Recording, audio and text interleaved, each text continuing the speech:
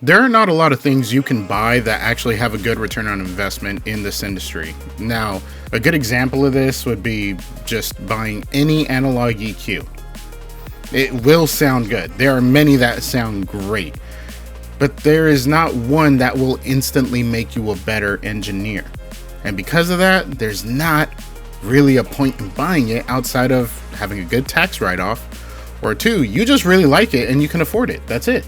But there's no other return on investment outside of joy or a tax write-off. But FabFilter Pro-Q3 has continually been the opposite of that. It doesn't cost much to actually purchase it, but has actually made my workflow so much faster that the dollars per hour has increased, which in turn has made itself that much more valuable to have. It's virtually paid for itself and some. Let me tell you why this plugin is so good that it pays for itself and pays you to have it. One of the easiest ways that you can guarantee a return on your investment is by making sure it's one of the tools that gets you from point A to B the fastest. It doesn't matter what brand it is.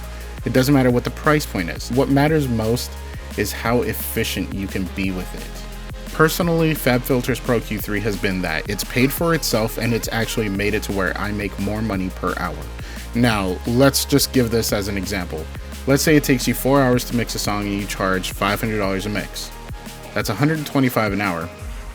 If you had a certain select number of plugins that you know you use all the time, and every time you pull them up, you can move freely with them, as in you can stay in that creative mindset while getting the job done without any unnecessary obstruction in your path. You could probably shrink that down to 3 hours. The less friction there is in the work, the more you can get done in a shorter amount of time. Let's jump into Pro Tools. I'm gonna talk about a few features that I really enjoy in FabFilter's Pro-Q3 and what I believe is kind of the standouts that help me make the job faster. Okay, so I pulled up FabFilter Pro-Q3 and I just want to talk about a few of the features. Now, I think my favorite feature right out the gate is that I can pull a point anywhere and just get to work. If I want to keep going up, I can do 30. If you notice, it resets back to 12 decibel graph mode. If I don't like an EQ point, I can just take it out. If I want to make an EQ point and make it a very specific thing, like if I want to make it a cutoff, I can do that. An even easier thing to do than doing that is literally go to the end, add a point there, drag to where you need it. So if I wanted a radio effect on his vocal, but I could put the guns down, still put my fist up, shit. But every time I'm out in public, I still got to stay tucked. The way I'm stepping, I stomp a nigga in some red guns. It's that easy. And let's say that I did some EQ points. I'm like, I kind of liked it better where it was last. I just don't remember what the frequency was. It's nice having like the back and forward buttons, undo, redo. It's just convenient. But aside from that, let's say you want to do some kind of corrective EQ. You're not necessarily trying to change the tone specifically, but you're just trying to correct maybe some muddiness, maybe some like harshness in the top end. It's really nice having this headphone icon where you can actually just listen in. And let's say that you wanted to sweep around. Since all of these are linked, they can all move together. That's actually crazy convenient. And once again, because I didn't want to leave it where I had scooped it to, I can always just go back. I can always put it right back where it was. And that's really nice. It's really convenient. Instead of having to do the whole A-B process where you can make a change in A and then go to B, it's nice to know that you can actually just A-B it right then and there. Let's say that I wanted to A-B right here. I could just turn them on and off. If I wanted to do specific ones, I can do this one and maybe add an EQ point here and listen to this range. Bam. I can choose to listen to this one. It will still isolate the other. I'm only focused on the range that I'm on. But it's nice to know that if I were to actually select this one as well, I can move these 2 points and actually sweep around. Let's say we're trying to automate some cool effects. We can actually just... But I could put the guns down, still put my fist on, shit. Like, that would be cool. Those are kind of those little automation tricks that you can actually find in Pro-Q3 and really link them and make them easy. You don't have to overthink the process. You can delete them if you want to, or you can bring them back and undo any changes that you've made. If you want to just do dynamic EQs, for instance, we'll go into 6 decibel mode so you see them a little clearer. You see these hollowed out ranges? That's because those are the dynamic EQ ranges, meaning that once this frequency passes a certain threshold, it'll actually start to duck the signal. Now, you don't know how much you should do? No worries, you can just leave it in auto mode. That's typically where it starts. You can have it go up But I could put the guns down, still put my fist up, shit. Or you can have it go down. But I could put the guns down, still put my fist up, shit. And this is really nice for, like, let's say that you have a vocal that was, for the most part, really well recorded, but once in a while you hear this resonance come up. Maybe the booth was a little bit resonant around 400 hertz, 500 hertz. That happens sometimes, but it doesn't always become very apparent in the mix. But you're not trying to statically cut it out because you don't want to take out too much of that low mid out of the vocal.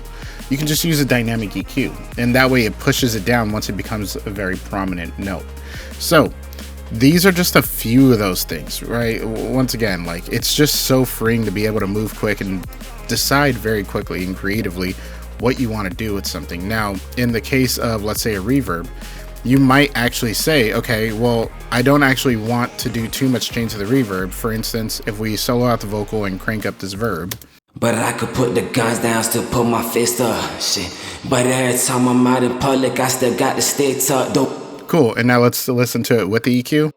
But I could put the guns down, still put my fist up, shit. If you notice right away, you can hear that the vocal focused up a bit. And part of the reason for that is because I'm using mid-side mode. So I'm actually affecting the mid frequencies and leaving the sides alone. Right here in yellow, you can see that I'm actually affecting stereo. So you can see that here. And right here, you'll see a little M for mids. Or let's say I wanted to affect the sides by saying, you know what? Take it out of the mids, but I kind of want to boost it on the sides. Check this out. But I could put the guns down, still put my fist up, shit. But every time I'm out in public, I still got to stay tucked. The way I'm stepping, I stomp a nigga in some red guns. He think I own him, I don't know him. Boy, you got the wrong one. But I could put the guns down, still put my fist up, shit.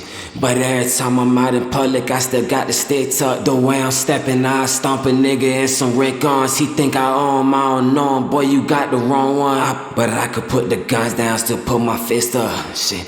But every time I'm out in public, I still got to stay tucked. The way I'm stepping, I stomp a nigga in some red guns. He think I own him, I don't know him. Boy, you got. But I could put the guns down, still put my fist up, shit.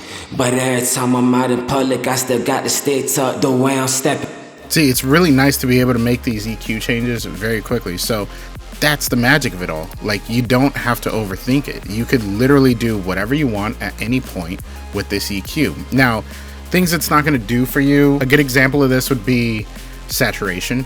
You know, it's definitely not going to do that. It's not going to add some kind of crazy distortion. Now, if you're in linear phase mode, which you can choose, unfortunately, you can get pre-ringing if you go too crazy with it, but the fact that I can switch between mid-side mode, the fact that I can change what type of bell, what kind of curves, you can change the slopes of the EQ itself, you can do virtually anything with it, and the fact that you can do it so quickly, it allows you the freedom of saying, you know what, because I can think quick on my feet, and I know what I want, and I know how to use this plugin well enough, and it's so intuitive to use, it's not really a decision of whether this thing is worth it or not. It's how much faster can this thing make me? And if I'm that much faster, can I make that much more per hour? All right, so as always, these videos, as I start this channel out, it's meant to be very quick and dirty. It's not supposed to be overcomplicated. I'm not trying to over-explain what's going on, but I'm really just trying to paint the picture of, like, whatever you decide to use, if it gives you the freedom and the flexibility to work quickly and efficiently and allows you to make the decisions that you are thinking of on the spot, creative decisions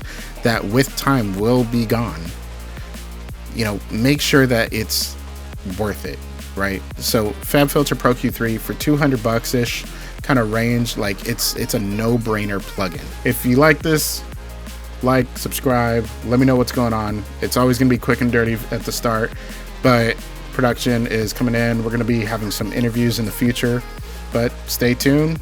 That's it for this one. Peace.